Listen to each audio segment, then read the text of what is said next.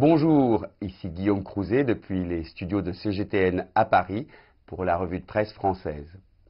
Quoi de neuf aujourd'hui dans l'actualité?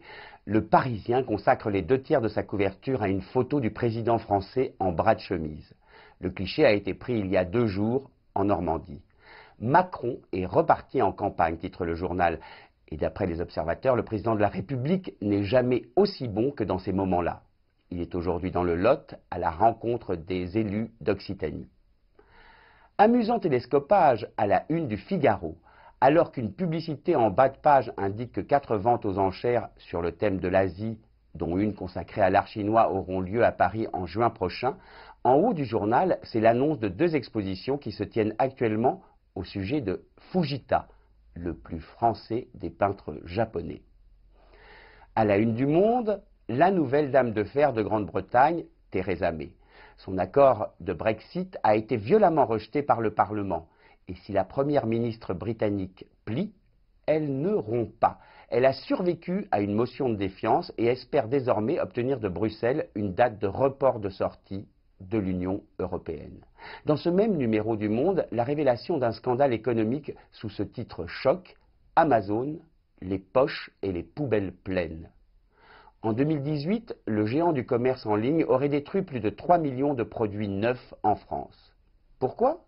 Parce qu'Amazon stocke les produits de ses vendeurs, mais estime que cela lui coûte trop cher. Donc, il leur facture de plus en plus les frais de stockage. 26 € le mètre cube au départ, 500 € le mètre cube après 6 mois et 1 000 € après 1 an. Conséquence, 2 options s'offrent aux vendeurs.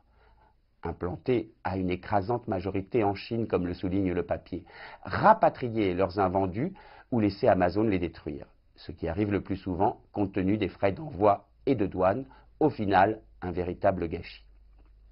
Toujours à propos d'Internet, dans le magazine L'Express cette semaine, un reportage sur cette contrebande de cigarettes qui fait un tabac sur la toile en France.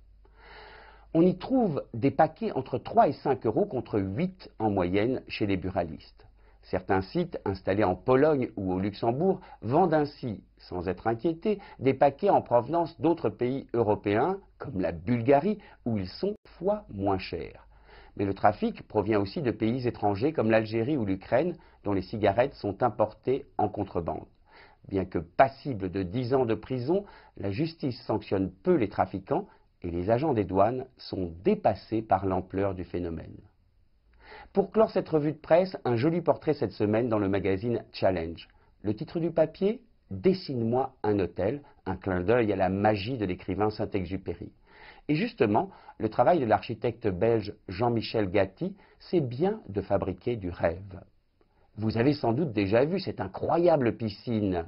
Eh bien, elle est une courbe de 150 mètres de long installée sur le toit d'un hôtel de Singapour à 200 mètres d'altitude. Et c'est lui qui l'a conçu, tout comme il a imaginé plus de 400 hôtels de luxe à travers le monde.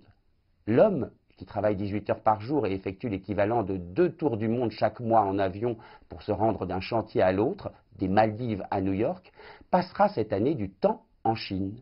Il y inaugure 2 nouveaux hôtels de rêve sur l'île de Hainan. Le tourisme a de beaux jours devant lui. C'était Guillaume Crouzet depuis les studios de CGTN à Paris pour la revue de presse française.